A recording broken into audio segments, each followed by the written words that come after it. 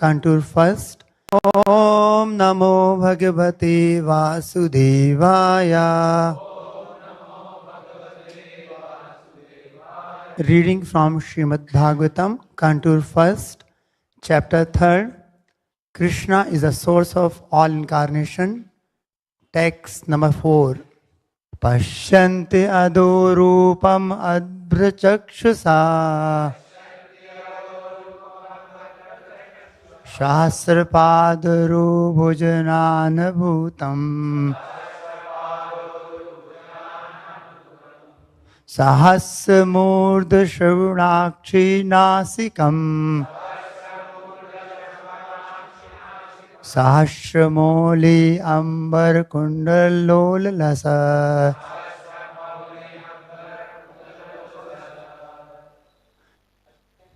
Translation purported by His Divine Grace A.C. Bhaktivedanta Swami Prabhupada. Translation. The devotees with their perfect eyes see the transcendental form of the Purusha who has thousands of legs, thighs, arms and faces, all extraordinary. In that body, there are thousands of heads, ears, eyes and noses. They are decorated with thousands of helmets and glowing earrings and are adorned with garlands. Purport. With our present materialized senses, we cannot perceive anything of the transcendental Lord. Our present senses are to be rectified by the process of devotional service. And then the Lord Himself becomes revealed to us. In the Bhagavad Gita, it is confirmed that the transcendental Lord can be perceived only by pure devotional service. So it is confirmed in the Vedas that only devotional service can lead one to the sight of the Lord, and that only devotional service can reveal Him. In the Brahma Samhita, also it is said that the Lord is always visible to the devotees whose eyes have been anointed with the tinge of devotional service. So we have to take information of the transcendental form of the Lord from persons who have actually seen Him with perfect eyes, smeared with devotional service. In the material world, also we do not always see things with our own eyes. We sometimes see through the experience of those who have actually seen or done things. If that is the process for experiencing a mundane object, it is more perfectly applicable in matters transcendental. So only with patience and perseverance can be realized the transcendental subject matter regarding the absolute truth and His different forms. He is formless to the neophytes, but He is in transcendental form to the expert servitor. Thus ends the Bhaktivedanta purport. So in this verse, Sutta Goswami is further describing the Purusha Avatara. Sahasrashirsha Purusha, Sahasraksha, Sahasrapad. Very similar to this. Pashyantyadho rupamadhabrachakshusha, Sahasrapadho bujananadbhutam, Sahasramurdha shravanakshi nasikam, Sahasramaulyam barakundalolasat.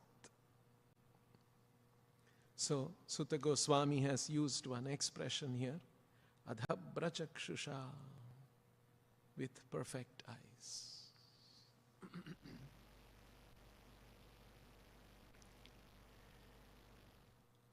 Our senses cannot perceive transcendence. Our senses cannot see many things of this world. what to speak of something that is beyond this world. Like science teaches us that how there are radio waves in this room, but our eyes cannot see.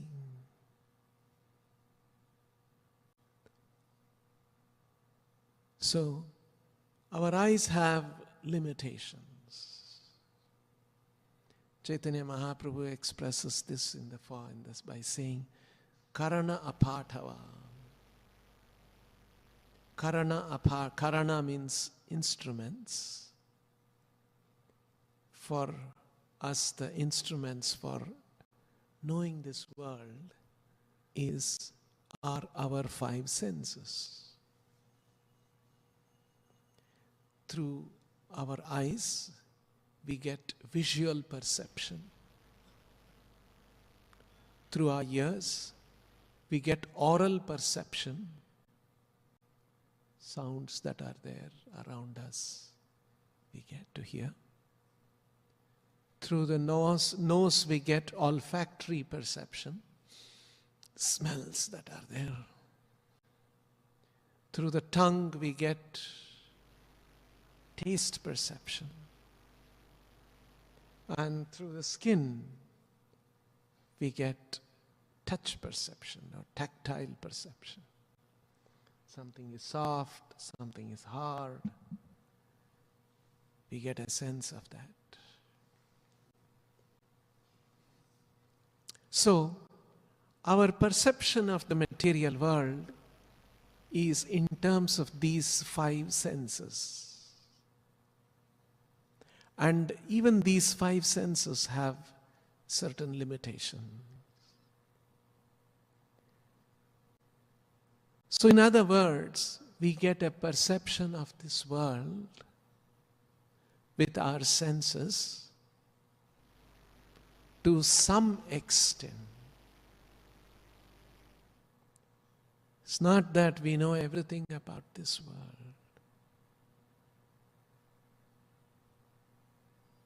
Suppose I'm a person, I'm confined in a room, and the room has 5 windows, but I'm locked up.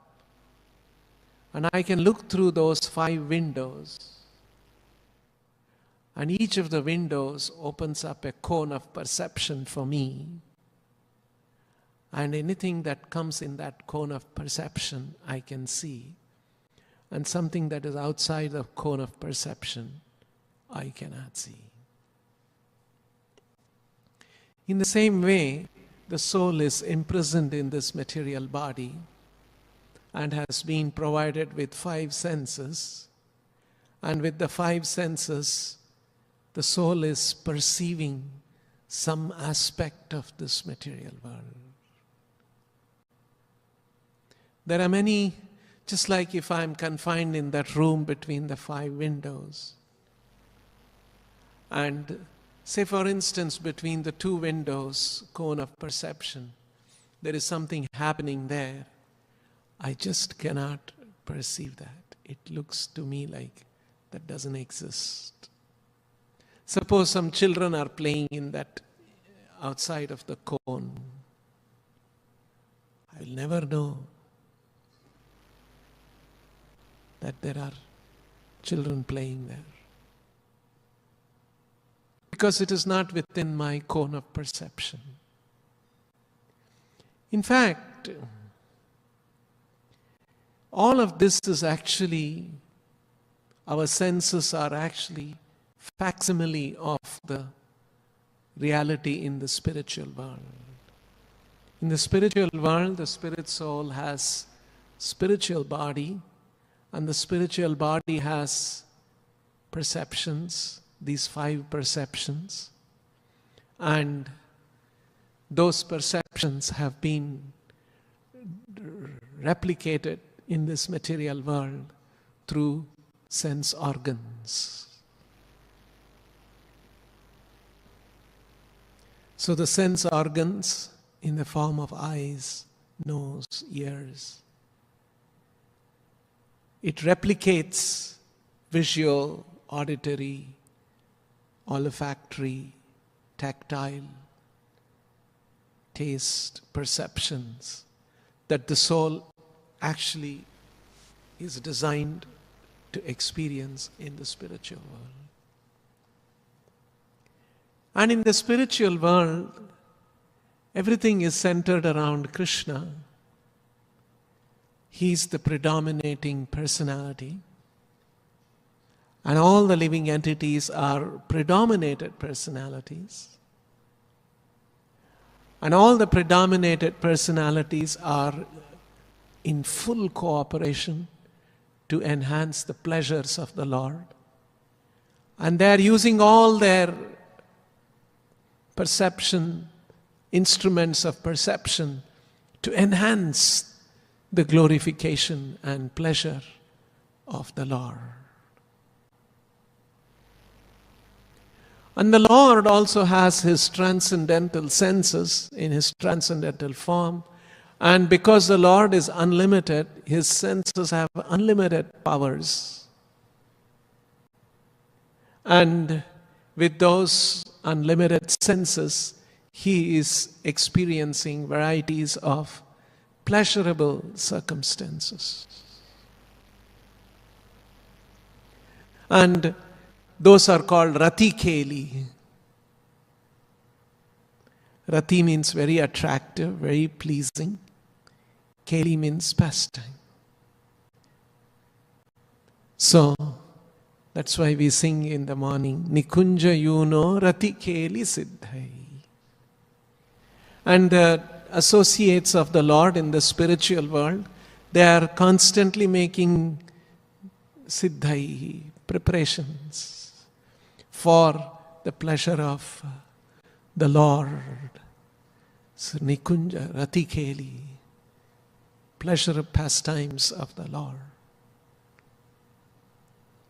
And the living entities are meant to use their sense perceptions, and they also have intelligence, using all of that to enhance the pleasure, Rati Keli, of the absolute truth, personality of Godhead. That's the spiritual world.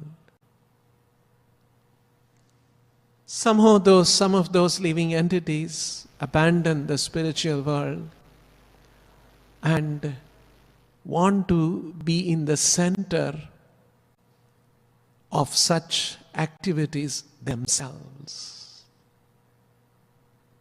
Instead of accepting their position as a predominated enjoyer, somehow they develop a desire that, can I become a predominating enjoyer like Krishna? This is completely an unconstitutional desire. Unconstitutional means a desire which is not in sync with the constitution or the makeup of the living entity. It is simply not possible. It is not within the powers, within the capacity of the living entity to take on that role.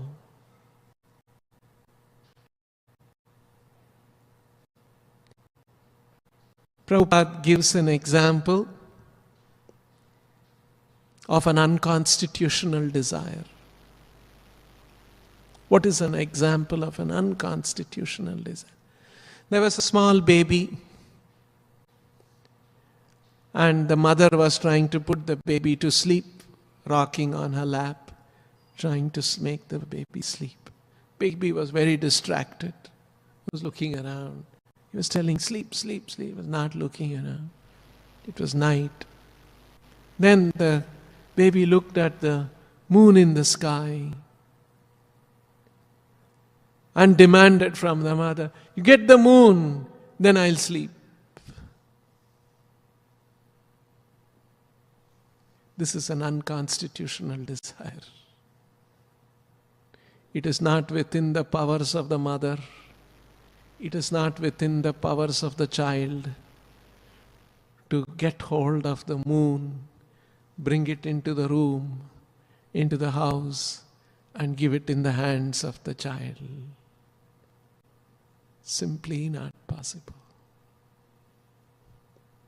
But the child is demanding, if you don't give me that moon, I will not sleep. He's throwing tantrums and demanding that the child gets the moon. What can the mother do? What can the father do? In the same way, the living entity who is part and parcel, mamai vamsho jiva loke,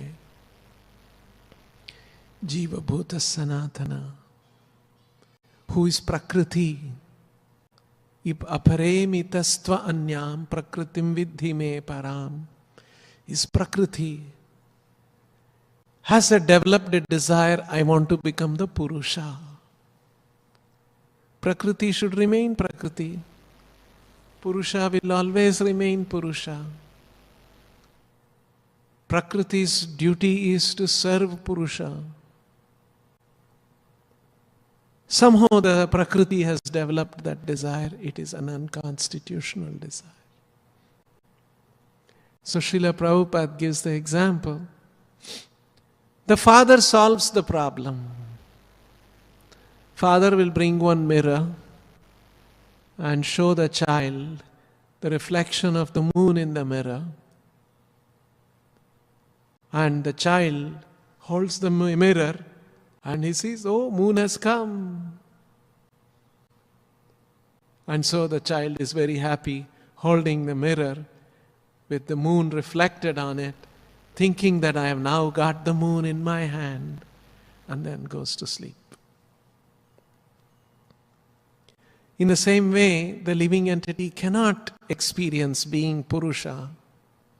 He is Prakriti. But he has developed a desire, I want to be in the position of Purusha. So the Lord creates an illusory reflection of a Purusha situation for us.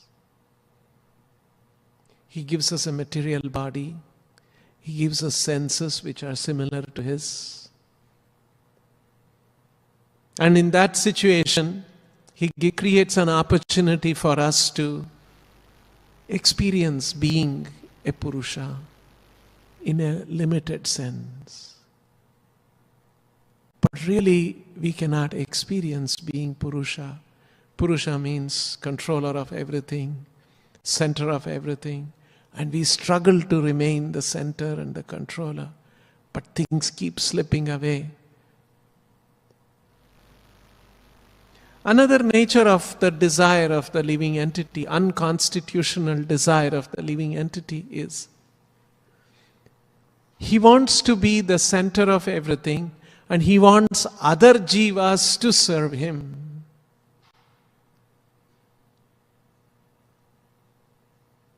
And every jiva is desiring that I should be the center and other jivas should serve me. That's why Prabhupada gave the example. In a still lake, you throw a stone and the stone creates ripples.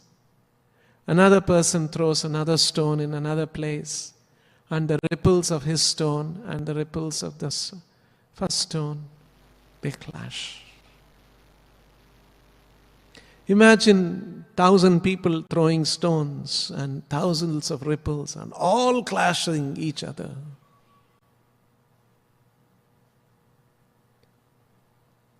So, our individual desires keeping us as the center, and those desires keep expanding. Another person also has similar desire. He wants to remain in the center and his desires are also expanding, and the two desires clash.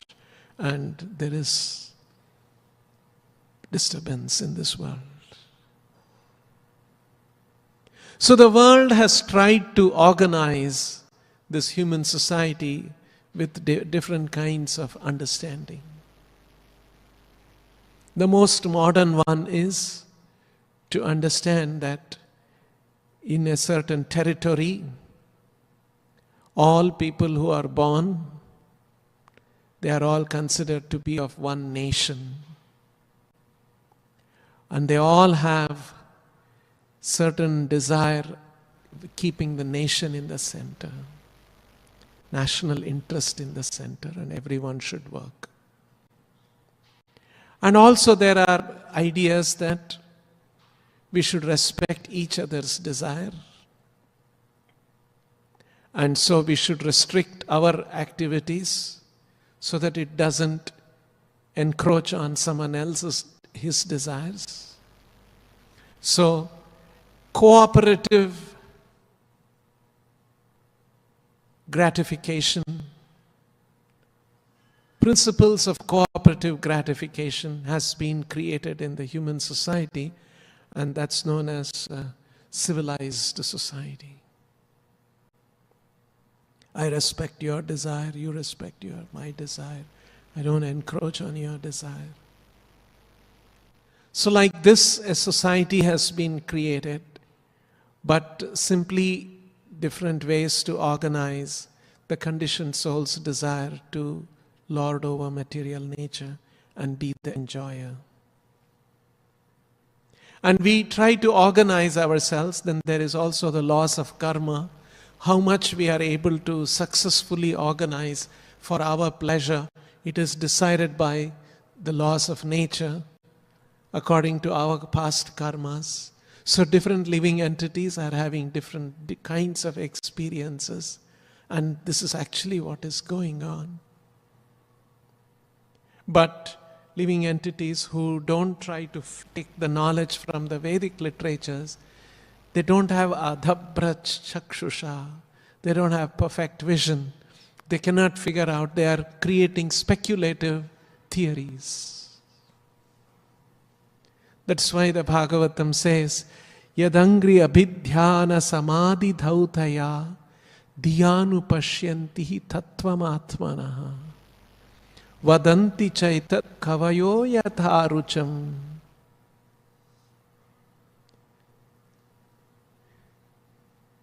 Vadanti chaitat kavayo yatharucham. Kavayo, philosophers, kavi.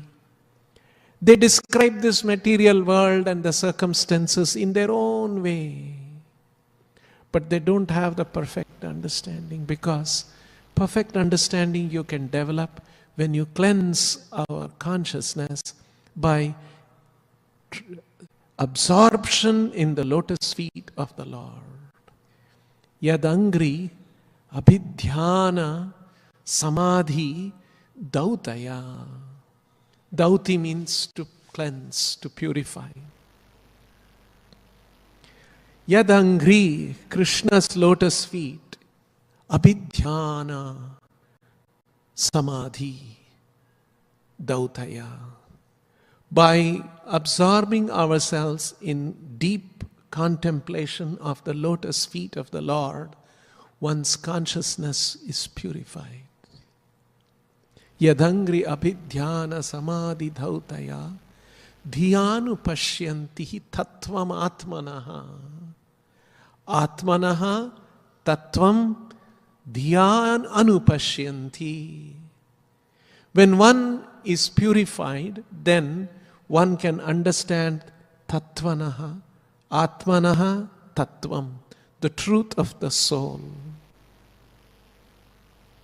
With purified intelligence, pashyanti, he can see. And others who have not done this, kavayo yatharucham vadanti, chaitat kavayo yatharucham. So they simply expound varieties of philosophy.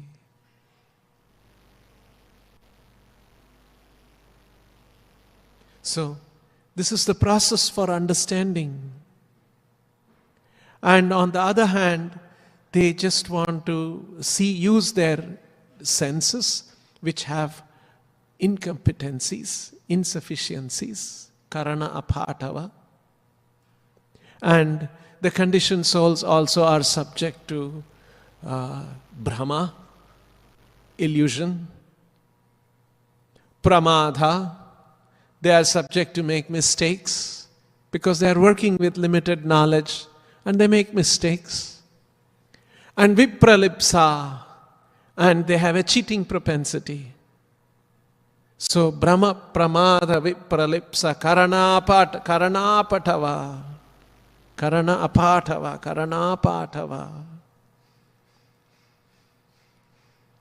Arsha Vigna Vakya Naichari Nai Sabhudosha Arsha Agna Vakya. Arsha means transcendental knowledge coming from the descending process. Arsha Vigna Vakya.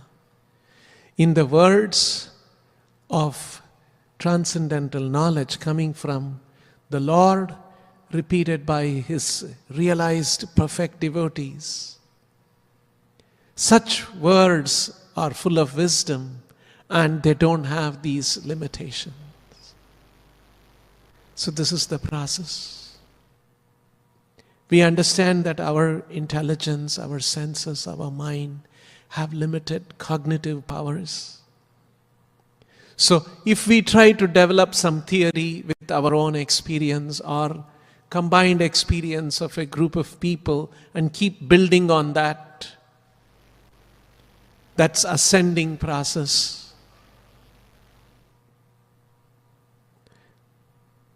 Like scientists, just I read an article recently. Scientists have a theory now that the universe is expanding.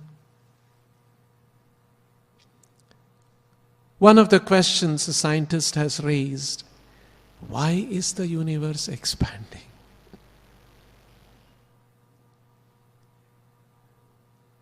They don't know.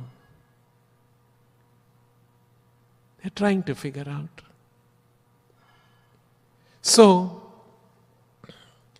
if you think of the cosmic scale, and if we think of our human intellect and our human experience, it is so teeny in the cosmic scale of things. And so we are trying to figure out with our intelligence. So the Vedic culture is to recognize that it is not possible for me to understand all this. So, Krishna says in the Bhagavad Gita, even to understand the soul with our own material senses and intelligence, we cannot understand. So Krishna says, Yatanto yoginas chainam pashyanti atmanyavastitham yatantopyakrutatmano nainam pashyantya chetasaha. What kind of a yogi can perceive the soul? Yatanto yoginas chainam pashyanti atmanyavastitham. Krishna is saying, those who are atmanyavastitham, those who are situated on the spiritual platform, atmanyavastitham, those who are situated in self-realization, those who are situated in the soul, in the self, who understand that myself is not on the body, not on the mind, not on the intelligence, but at the level of the soul. Atmanyavastitham yoginaha pashyanti. This is the process. Krishna also says in another place, Traigunya Vishaya Veda Nishtraigunya Bhava Arjuna Nirdvandvo Nitya Sattvastho Niryoga Kshema Atmavan. Krishna is saying that we should become Nirdvandva Nitya Sattvastho Niryoga Kshema Atmavan.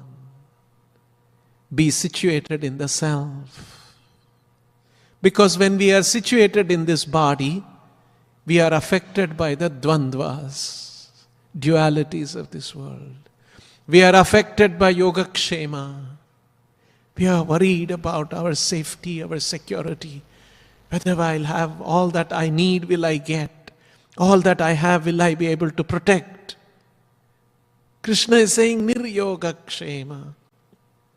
Don't be disturbed about your safety. be situated in the self. Niryoga Kshema Atmavan. So in that state of consciousness, we will be able to perceive the soul. And if we are further purified and blessed by a pure devotee who knows the transcendental nature of the Lord, we can be further blessed to understand transcendental reality of the spiritual world. So that is what Prabhupada is explaining here as adhabhrachakshusa. Then we can develop adhabhrachakshusa. Then pashyantyadho rupam adhabhrachakshusa. Then we will be able to see the transcendental form of the Lord.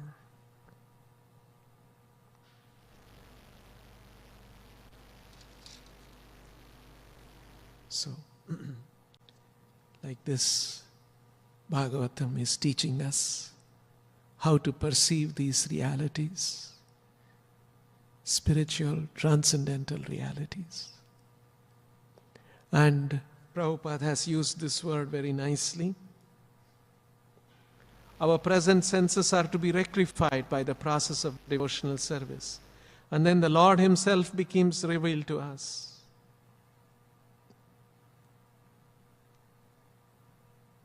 So only with patience and perseverance can we realize the transcendental subject matter regarding the absolute truth and His different forms.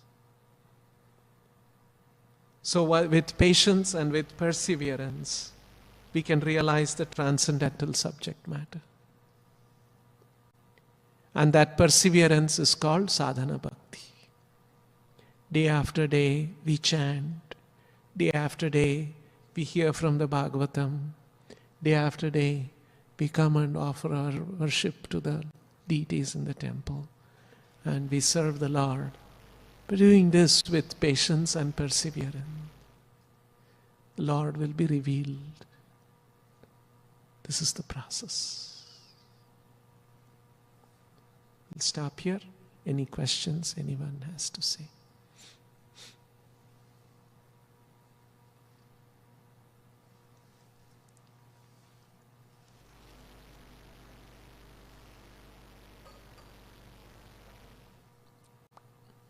Yesterday you asked the question about how to see different living entities. I was trying to recollect. Krishna explains how to see all living entities, and he says, when one is awakened in transcendental knowledge, one sees this way. Tadvidhi pranipatena pariprashnena sevaya upadekshanti te jnanam jnaninas tattvadarshinaha. And in the very next verse, after saying that, what is the verse number?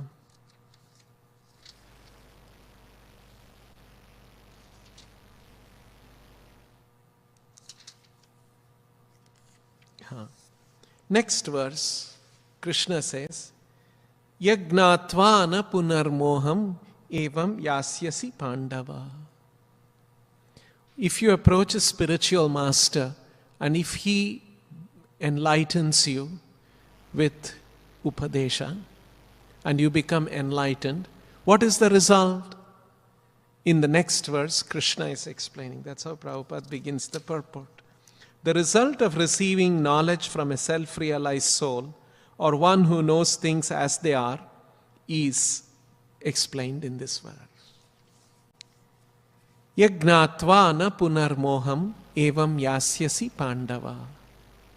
Once you are enlightened by the spiritual master, you will never get into that illusion of trying to become the Purusha, knowing your position as Prakriti.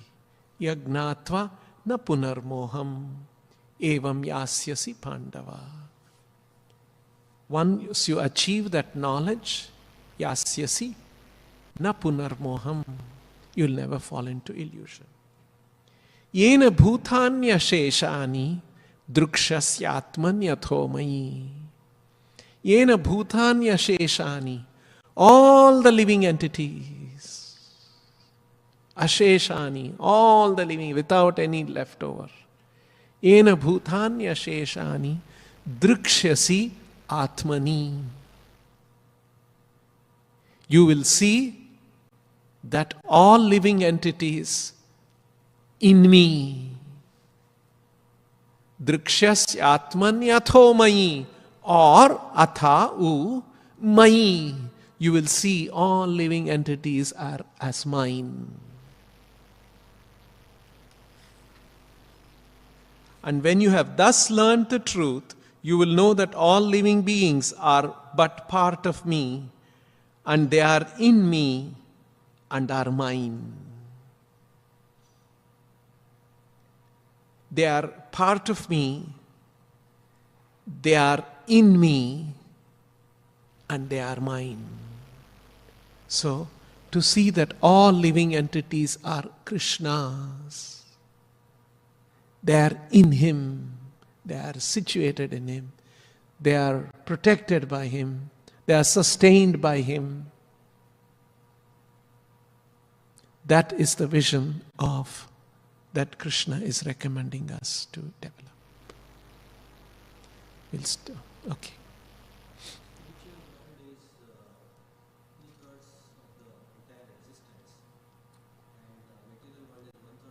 One-fourth. Ekapada, Tripada.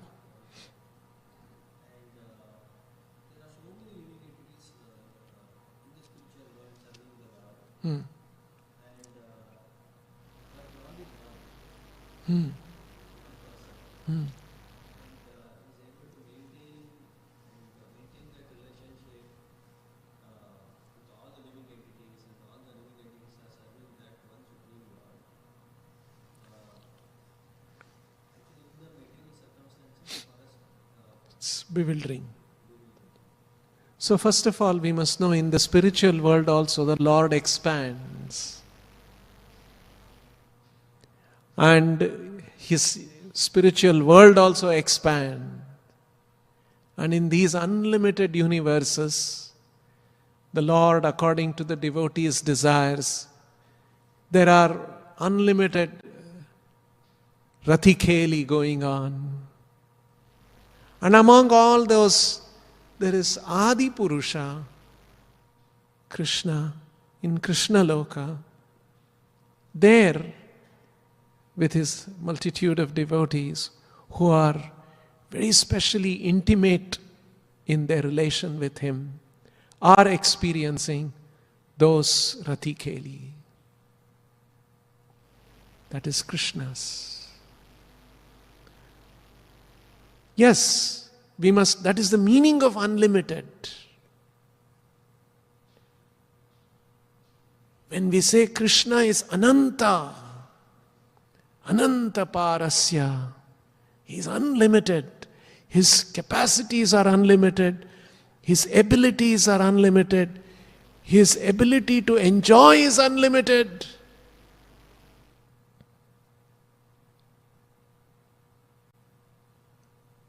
Just like we are limited jiva.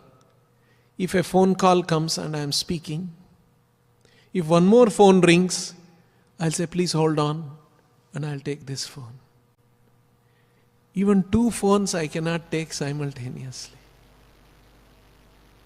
Krishna can get 1,000,000 phone calls simultaneously. He can take all the 1,000,000 calls and he can keep answering them without getting confused or confusing others. That is the meaning of Ananta Parasya. We can't even fathom that. Lord's unlimited position. So that position of the Lord, how to understand that, was described in the Vedic literatures. And a process to receive this knowledge was given by the Lord Himself. And there are very few who grasp the truth, who grasp this ultimate truth. All others have partial pictures of this material world. And with those partial pictures and partial impressions, they are trying to create some idea of activity in this world. That's why all the isms become nationalism, this ism, that ism. Has no meaning actually.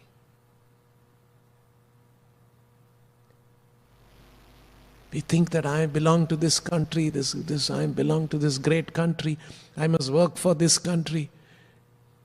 Suddenly we are killed, we die, and then we'll be born in another country, and a new nationalism we will start embracing. Where is the reality?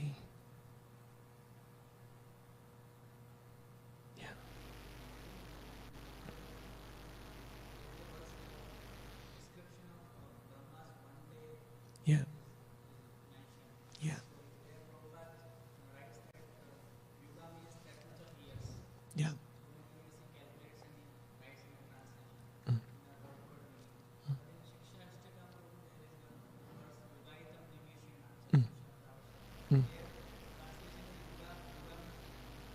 12 years or more. Okay. The words in Sanskrit you have to see according to the context. So, yuga can mean 12 years. Yuga can mean one yuga, Kali Yuga. Yuga can mean the 4 yugas put together. Krishna is saying, Sahasra Yuga Paryantam. There it is actually referring to Mahayuga of 4 yugas put together. So, in any language, words have certain meanings, and especially in Sanskrit, it has that kind of a feature. So, we have to take the context, we have to take the circumstances, and then see what it means.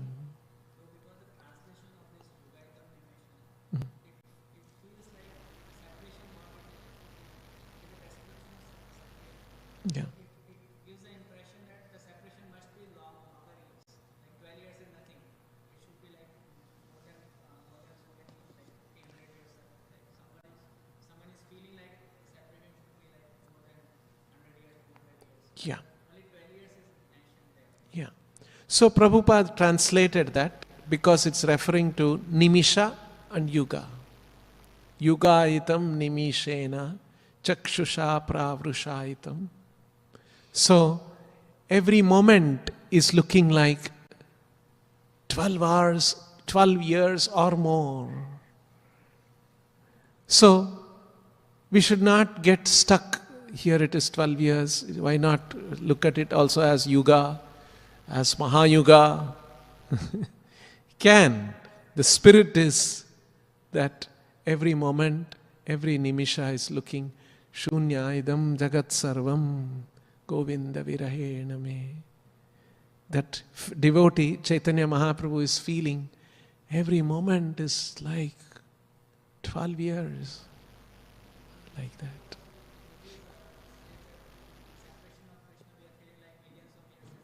So, it's the spirit we should take. Again, we should not get stuck in exactly this or that or that. In Prabhupada, in his explanation, in his translation, he used that expression, like 12 years or more. So, yuga can mean 12 years also. That is why.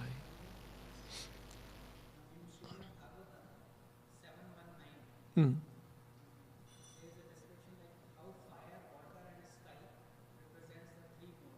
Hmm.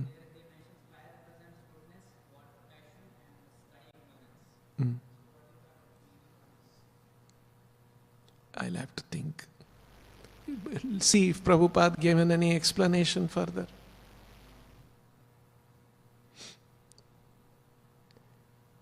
How to understand those kind of expressions given in the Vedic literature, Bhagavatam. We should see how Prabhupada, Acharyas have explained. Maybe there are certain attributes of Sattva Guna, Rajo Guna, Tamo Guna connected to that. We should see. And that way, understand that. Okay? We can look into that. Grantaraj Srimad Bhagavatam ki, Shri Radha Gopinath ki, Shri Nitai Gauranga ki, Srila Prabhupada ki, Nitai Go Premanande Hari Hari.